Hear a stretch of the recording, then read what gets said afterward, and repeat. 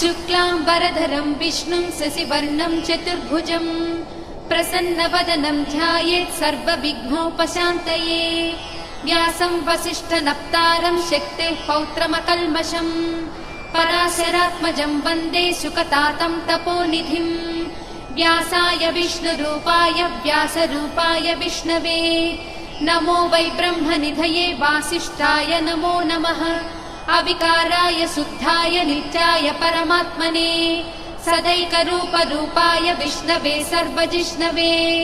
यस्य स्मरणमात्रेण जन्म संसारबन्धनात्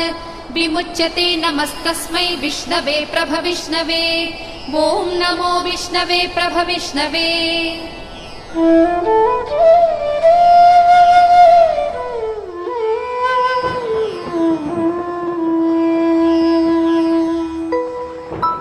श्रीवैशम्पायन उवाच श्रुत्वा धर्मानशेषेण पावनानि च सर्वशः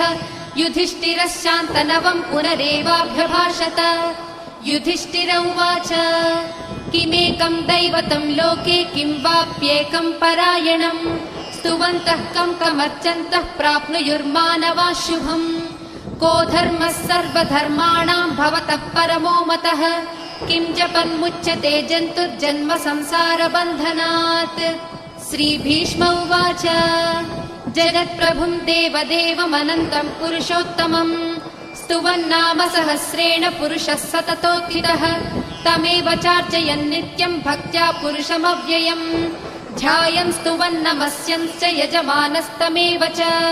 अनादिनिधनं विष्णुं सर्वलोकमहेश्वरम्। लोकाध्यक्षं स्तुवन् नित्यं सर्वदुःखातिगो भवेत्।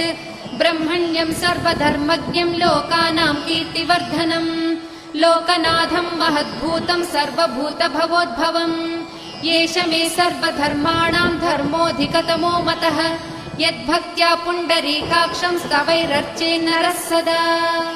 परमं यो महत्तेजः परमं यो महत्तपः परमं यो महद्ब्रह्म परमं यः परायणम्। पवित्राणां पवित्रं यो मङ्गलानां च मङ्गलम् दैवतं देवतानां च भूतानां यो व्ययः पिता। यतः सर्वाणि भूतानि भवन्त्यादियुगागमे यस्मिंश्च प्रलयं यान्ति पुनरेव युगक्षये। तस्य लोकप्रधानस्य जगन्नाथस्य भूपते विष्णोर्नाम सहस्रं मे शृणु पापभयापहम्। यानि नामानि गौणानि विख्यातानि महात्मनः ऋषिभिः परिगीतानि तानि वक्ष्यामि भूतये। ऋषिर्नाम्नां सहस्रस्य वेदव्यासो महामुनिः छन्दोनुष्टुप् तथा देवो भगवान् देवकीसुतः। अमृतांशोद्भवो बीजं शक्तिर्देवकी नन्दनः त्रिसामा हृदयं तस्य शान्त्यर्थे विनियुज्यते। विष्णुं जिष्णुं महाविष्णुं प्रभविष्णुं महेश्वरम् अनेकरूपदैत्यान्तं नमामि पुरुषोत्तमम्।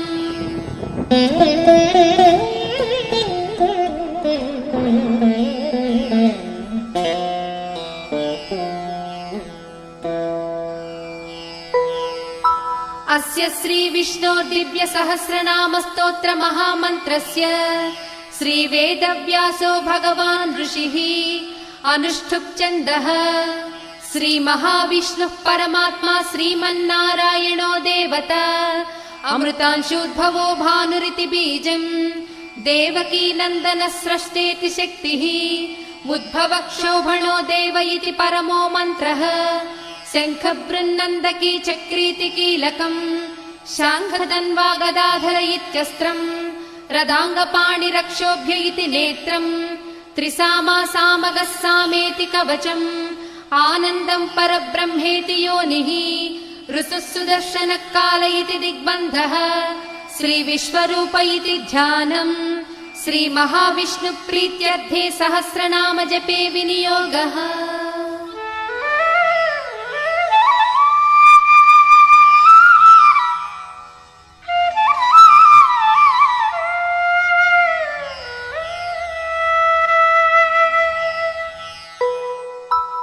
ध्यानम् क्षीरोदन्वत्प्रदेशे शुचिमणिविलसत्सैकते मौक्तिकानाम् माला क्लुप्तासनस्तस्फटिकमणिनिभैर्मौक्तिकैर्मण्डिताङ्गः शुभ्रैरभ्रैरदभ्रैरुपरि विरचितैर्मुक्तपीयूषवर्षैः आनन्दीनः पुनीयादरिनलिन गदा शङ्खपाणिर्मुकुन्दः भूपादौ यस्य नाभिर्वियदसुरनिलश्चन्द्रसूर्यौ च नेत्रे कर्णावासा शिरोद्यौर्मुखमपि दहनो यस्य वास्तेयमब्धिः अन्तस्थं यस्य विश्वं सुरनरखगो भोगि गन्धर्वदैत्यैः चित्रं रम्यते तं त्रिभुवनवपुषं विष्णुमीशं नमामि। ॐ नमो भगवते वासुदेवाय। शान्ताकारं भुजगशयनं पद्मनाभं सुरेशं विश्वाधारं गगनसदृशं मेघवर्णं शुभाङ्गं लक्ष्मीकान्तं कमलनयनं योगिहृद्यानगम्यं वन्दे विष्णुं भवभयहरं सर्वलोकैकनाथम्। मेघश्यामं पीतकौसेयवासं श्रीवत्साङ्कं कौस्तुभोद्भासिताङ्गं पुण्योपेतं पुण्डरीकायताक्षं विष्णुं वन्दे सर्वलोकैकनाथम्। नमः समस्तभूतानामादिभूताय भूभृते अनेकरूपरूपाय विष्णवे प्रभविष्णवे सशङ्खचक्रं सकिरीटकुण्डलं सपीतवस्त्रं सरसीरुहेक्षणम् सहारवक्षस्थलशोभिकौस्तुभं नमामि विष्णुं शिरसा चतुर्भुजम्। छायायां पारिजातस्य हेमसिंहासनोत्पदी आसीनमम्बुदश्याममायताक्षमलङ्कृतम् चन्द्राननं चतुर्बाहुं श्रीवत्साङ्कितवक्षसम् रुक्मिणी सत्यभामाभ्यां सहितं कृष्णमाश्रये।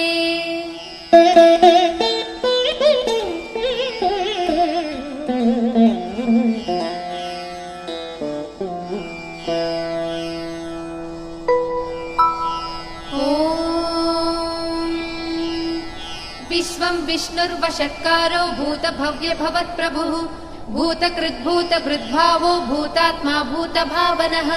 भूतात्मा परमात्मा च मुक्तानां परमागतिः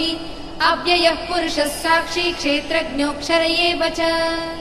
योगो योगविदां नेता प्रधानपुरुषेश्वरः नारसिंहवपुः श्रीमान् केशवः पुरुषोत्तमः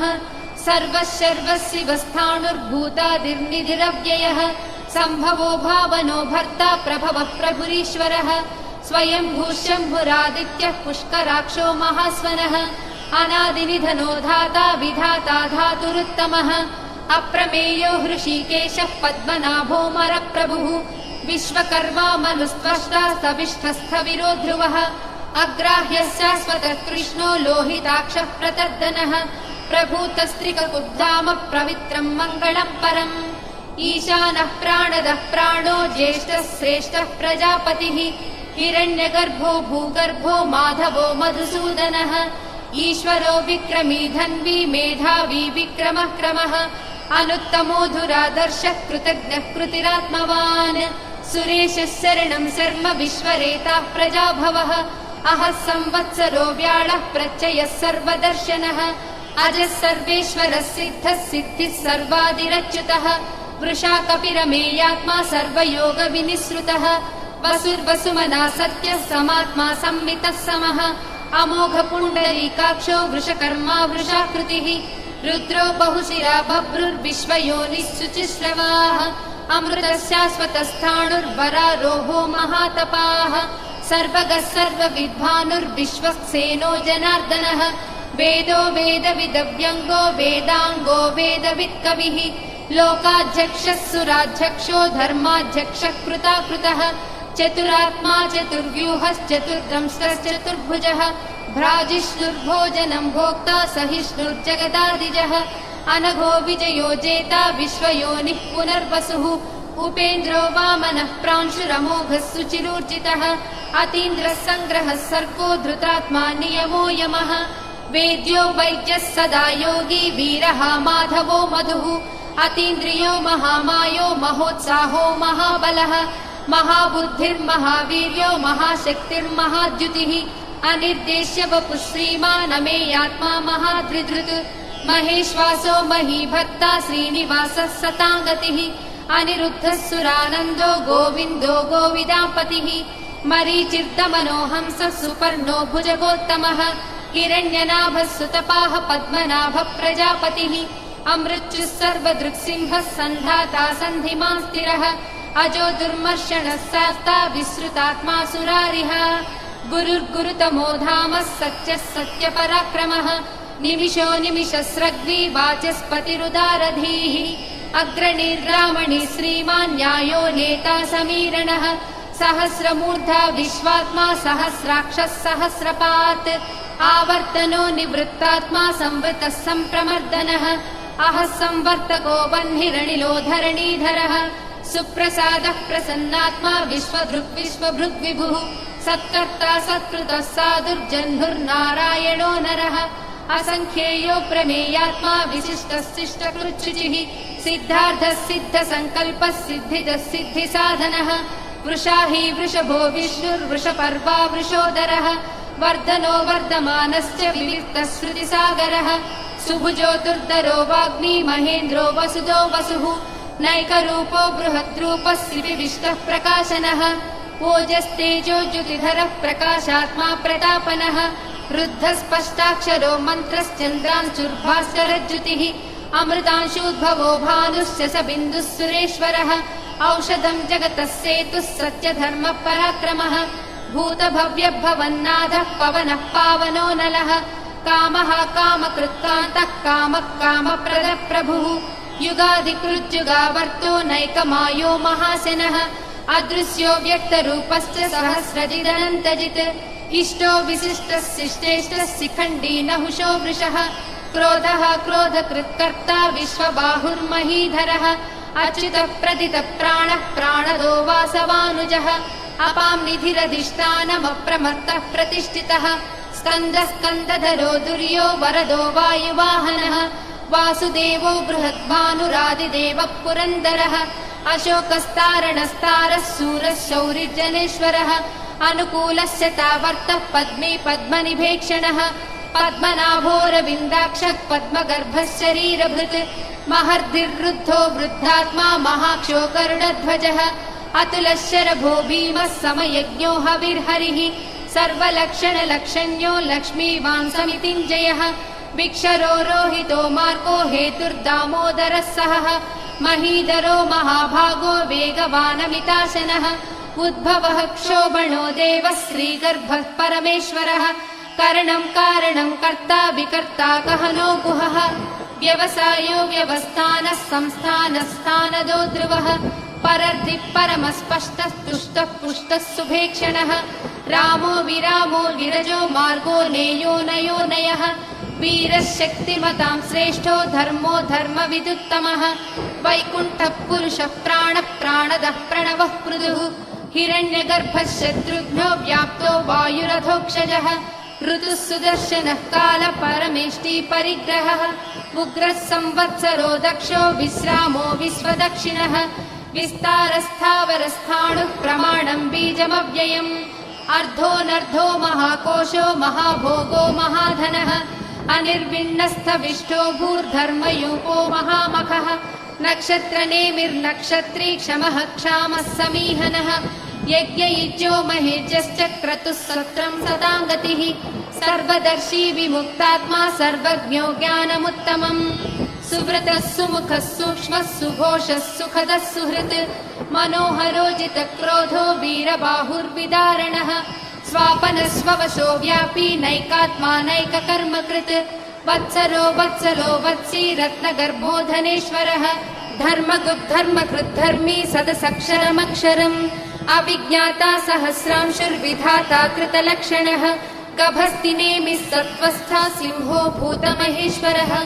आदिदेवो महादेवो देवेशो देवभृद्गुरुः उत्तरो गोपतिर्गोप्ता ज्ञानगम्यः पुरातनः शरीरभूतभृद्भोक्ता कपीन्द्रो भूरि दक्षिणः सोमपोमृतपः सोमः पुरुजित्पुरुषत्तमः विनयोजयः सत्यसन्धो दासार्हः सात्वतां पतिः जीवो विनयिता साक्षी मुकुन्दो मितविक्रमः अम्भोनिधिरनन्तात्मा महोदतिशयोऽन्तकः अजो महार्हः स्वाभाव्यो जितामित्रप्रमोदनः आनन्दो नन्दनो नन्दः सत्यधर्मा त्रिविक्रमः महर्षिः कपिलाचार्यः कृतज्ञो मेदिनीपतिः त्रिपदस्त्रिदशाध्यक्षो महाशृङ्गः कृतान्तकृत् महावराहो गोविन्दः सुषेणः कनकाङ्गदी गुह्यो गभीरो गहनो गुप्तश्चक्रगदाधरः वेदास्वाङ्गोचितः कृष्णो दृढः सङ्कर्षणोच्युतः वरुणो वारुणो वृक्षः पुष्कराक्षो महामनाः भगवान् भगवानन्दी वनमाली हलायुधः आदित्यो ज्योतिरादित्यः सहिष्णुर्गतिसत्तमः सुधन्वा कण्डपरशुर्दारुणो द्रविणप्रदः दिवस्पृक् सर्वदृग्यासो वाचस्पतिरयो निजः त्रिसामासामगः साम निर्वाणम् भेषजम् भिषक् सन्न्यासकृच्चमशान्तो निष्ठा शान्तिः परायणम् शुभाङ्गः शान्तिदः स्रष्टा कुमुदः कुवलेशयः गोहितो गोपतिर्गोप्ता वृषभाक्षो वृषप्रियः अनिवर्ती निवृत्तात्मा संक्षेप्ताक्षेम कृच्छिवः श्रीवत्सवक्षा श्रीवासः श्रीपतिः श्रीमताम्बरः श्रीधः श्रीसः श्रीनिवासः श्रीनिधिः श्रीविभावनः श्रीधरः श्रीकरः श्रेयः श्रीमान् लोकत्रयाश्रयः स्वक्षस्वङ्गस्य तानन्दो नन्दिर्ज्योतिर्गणेश्वरः विजितात्मा विधेयात्मा सत्कीर्तिश्चिन्न संशयः उदीर्णः सर्वतश्चक्षुरनीशः शाश्वतस्थिरः भूषयो भूषणो भूतिर्दिशोकः शोकनाशनः अर्चिष्मानर्चितः कुम्भो विशुद्धात्मा विशोधनः अनिरुद्धो प्रतिरतः प्रद्युम्नो विक्रमः कालनेमिनिहावीरः शौरिः शूरजनेश्वरः त्रिलोकात्मा त्रिलोकेशः केशवः केशिहा हरिः कामदेवः कामपालः कामीकान्तः कृतागमः अनिर्देश्य वपुर्विष्णुर्वीरो नन्दो धनञ्जयः ब्रह्मण्यो ब्रह्मकृद् ब्रह्मा ब्रह्म ब्रह्म विवर्धनः ब्रह्मविद्ब्राह्मणो ब्रह्मी ब्रह्मज्ञो ब्राह्मणप्रियः महाक्रमो महाकर्मा महातेजा महोरगः महाक्रतुर्महायज्वा महायज्ञो महाहविः स्तव्यस्तव प्रियस्तोत्रम् स्तुतिस्तोतारणप्रियः पूर्णः पूरयिता पुण्यः पुण्यकीर्तिरनामयः मनोजवस्तीर्थकरो वसुरेता वसुप्रदः वसुप्रदो वासुदेवो वसुर्वसुमनाहविः सद्गतिः सत्कृतिः सत्ता सद्भूतिः सत्परायणः शूरसेनो यजुश्रेष्ठः सन्निवासः सुयामुनः भूतावासो वासुदेवः सर्वासु निलयो ननः दर्पः दर्पदो दृप्तो दुर्धरोधा पराजितः विश्वमूर्तिर्महामूर्तिर्दीप्तमूर्तिरमूर्तिमान् अनेकमूर्तिरव्यक्तः शतमूर्तिः शताननः एको नैकः स वः कः किम् यत्तत्पदमनुत्तमम् लोकबन्धुर्लोकनाथो माधवो भक्तवत्सलः सुवर्णवर्णो हेमाङ्गो वरागश्चन्दनागदी वीरः विषमः शून्यो घृतासीरचलश्चलः अमानीमानदो मान्यो लोकस्वामी त्रिलोकधृत् सुमेधा मेधजो धन्यः सत्यमेधाधराधरः तेजो वृषोर्युतिधरः सर्वशस्त्रभृताम्बरः प्रग्रहो निग्रहो व्यग्रो नैकशृङ्गो गदाग्रजः चतुर्मूर्तिश्चतुर्बाहुश्चतुर्व्यूहश्चतुर्गतिः चतुरात्मा चतुर्भावश्चतुर्वेदविदेकपात् समावर्तो निवृत्तात्मा दुर्जयो दुरतिक्रमः दुर्लभो दुर्गमो दुर्गो दुरावासो दुरारिः शुभाङ्गो लोकसारङ्गः सुतन्तुस्तन्तुवर्धनः इन्द्रकर्मा महाकर्मा कृतकर्मा कृतागमः उद्भवः सुन्दरः सुन्दो रत्ननाभः सुलोचनः अर्को वाजसनः शृङ्गी जयन्तः सर्वविजयी सुवर्णबिन्दुरक्षोभ्यः सर्ववागीश्वरेश्वरः महाह्रदो महागर्तो महाभूतो महानिधिः कुमुदः कुन्दरः कुन्दः पर्जन्यः पावनोऽनिलः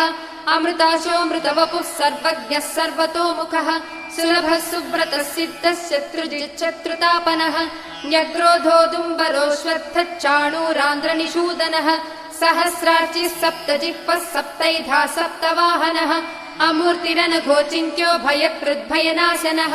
अणुर्बृहत्कृशस्थूलो गुणभृन्निर्गुणो महान् अधृतस्वधृतस्वास्य प्राग्वंशो वंशवर्धनः भारभृत्कथितो योगी योगीशः सर्वकामदः आश्रमश्रमणक्षामः सुपर्णो वायुवाहनः धनुर्धरो धनुर्वेदो दण्डो दमयिता दमः अपराजितः सर्वसहो नियन्ता नियमो यमः सत्त्ववान् सात्विकः सत्यः सत्यधर्मपरायणः अभिप्राय प्रियार्होर्हः प्रियकृत्प्रीतिवर्धनः विहाय स गतिर्ज्योतिः सुरुचिर्हुत भुग्विभुः रविर्विरोचनः सूर्यः सविता रविलोचनः अनन्तो हृतभुग्भोक्ता सुखदो नैकदोऽग्रजः अनिर्विण्णः सदामर्षि लोकाधिष्ठानमद्भुतः सनातनतमः कपिलः कपिरव्ययः स्वस्तिदः स्वस्तिकृत् स्वस्ति स्वस्ति भुक् स्वस्ति दक्षिणः आरौद्रः कुण्डली चक्री विक्रम्यूर्जितशासनः शब्दातिकः शब्दसः शिशिरः सर्वरीकरः अक्रूरः पेशलो दक्षो दक्षिणः क्षमिणाम्बरः विद्वत्तमो वीतभयः पुण्यश्रवणकीर्तनः उत्तारणो दुष्कृतिः पुण्यो दुःस्वप्ननाशनः वीरः रक्षणः सन्तो जीवनं पर्यवस्थितः अनन्तरूपोऽनन्तश्रीजितमन्युर्भयापहः चतुरस्रो गभीरात्मा विदिशो व्यादिशो दिशः अनादिर्भूर्भुरो लक्ष्मी सुवीरो रुचिराङ्गदः जननो जनजन्मादिर्भीमो भीमपराक्रमः आधारनिलयो धाता पुष्पहास प्रजागरः ऊर्ध्वगः सत्पथाचारः प्राणदः प्रणवः पणः प्रमाणम् प्राणनिलयः प्राणधृत् प्राणजीवनः तत्त्वम् तत्त्वविदेकात्मा जन्म मृत्युजरातिगः भूर्भुवः सस्तरुस्तारः सविता प्रपितामहः यज्ञो यज्ञपतिर्वज्या यज्ञाङ्गो यज्ञवाहनः यज्ञभृद्यज्ञकृत्यग्नि यज्ञभुग्यज्ञसाधनः यज्ञान्तकृद्यज्ञगुह्यमन्नमन्नादयेव च आत्मयोनिस्वयम् जातो वैखानः सामगायनः देवकीनन्दनः स्रष्टा क्षितीशः पापनाशनः शङ्खबृन्नन्दकी चक्री शाङ्खधन्वा गदाधरः रथाङ्गपाणिरक्षोभ्यः सर्वप्रहरणायुधः श्रीसर्वप्रहरणायुध वो नम इति वनमाली गदीशाङ्गी शङ्की चक्री च नन्दकी श्रीमन्नारायणो विष्णुर्वासुदेवोऽभिरक्षतु वनमाली गदीशाङ्गी शङ्खी चक्री च नन्दकी श्रीमन्नारायणो विष्णुर्वासुदेवोऽभिरक्षतु श्रीवासुदेवोऽभिरक्षत्वो नम इति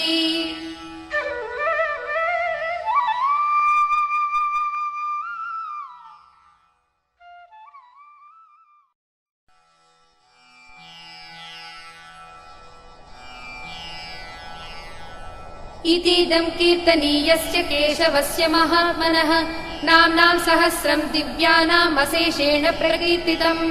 य इदम् शृणुयात् नित्यम् यश्चापि परिकीर्तयेत् नाशुभम् प्राप्नुयात् किञ्चित् सोमुत्रेह च मानवः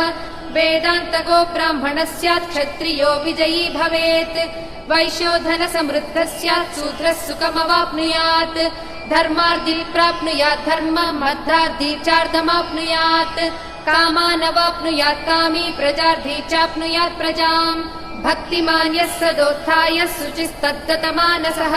सहस्रम् वासुदेवस्य नाम्नामेतत् प्रकीर्तयेत् यशः प्राप्नोति विपुलम् याति प्राधान्यमेव च अचलाम् श्रियमाप्नोति श्रेयः प्राप्नोत्यनुत्तमम् न भयम् क्वचिदाप्नोति वीर्यम् तेजश्च विन्दति भवत्य रोगो द्युतिमान् बलरूपगुणान्वितः रोगातो मुच्यते रोगात् बद्धो मुच्येत बन्धनात् भयान्मुच्येत भीतस्तु मुच्येतापन्न आपदः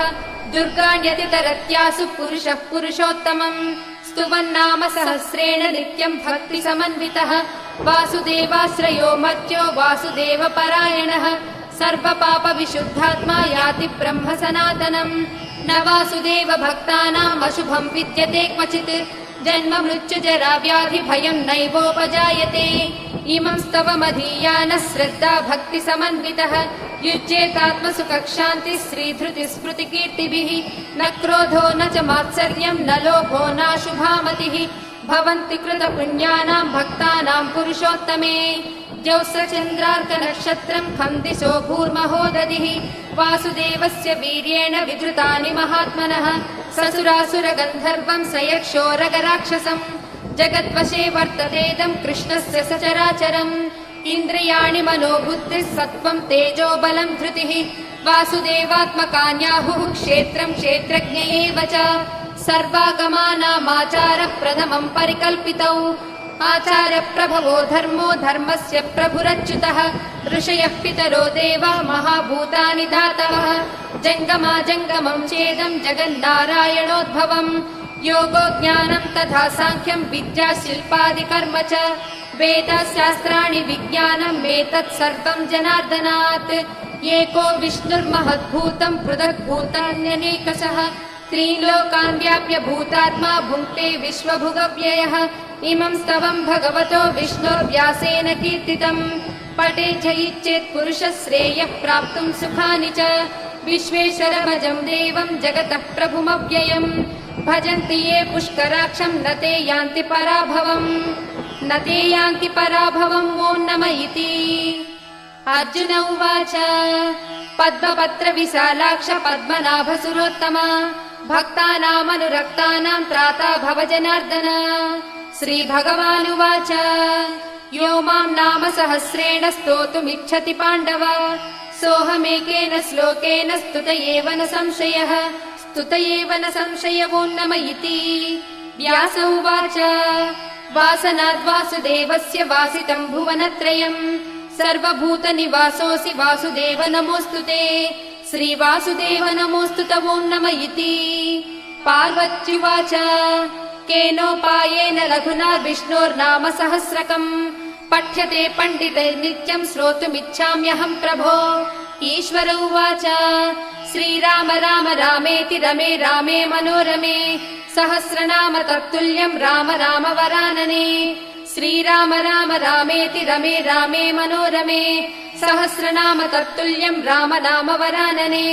श्रीराम राम रामेति रमे रामे मनोरमे सहस्रनाम तत्तुल्यम् राम नाम वरानने। श्रीराम नाम वरानन ॐ नम इति। ब्रह्मोवाच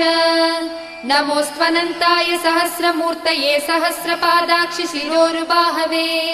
सहस्रनाम्ने पुरुषाय शाश्वते सहस्रकोटियुगधारिणे नमः सहस्रकोटियुगधारिणे ॐ नम इति। सञ्जय उवाच यत्र योगेश्वर कृष्णो यत्र पार्थो धनुर्धरः तत्र श्रीविजयोर्भूतिर्ध्रुवा नीतिर्मतिर्मम। श्रीभगवानुवाच अनन्याश्चिन्तयन्तो मां ये जनाः पर्युपासते तेषां नित्याभियुक्तानां योगक्षेमं वहाम्यहम्। परित्राणाय साधूनां विनाशाय च दुष्कृताम् धर्म संस्थापनार्थाय सम्भवामि युगे युगे। आर्ता विषण्णाः शिथिलाश्च भीता घोरेषु च व्याधिषु वर्तमानाः संकीर्त्य नारायण शब्दमात्रं विमुक्त दुःखा सुखिनो भवन्तु। कायेन वाचा मनसेन्द्रियैर्वा बुद्ध्यात्मना वा प्रकृते स्वभावात् करोमि यद्यत् सकलं परस्मै नारायणायेति समर्पयामि।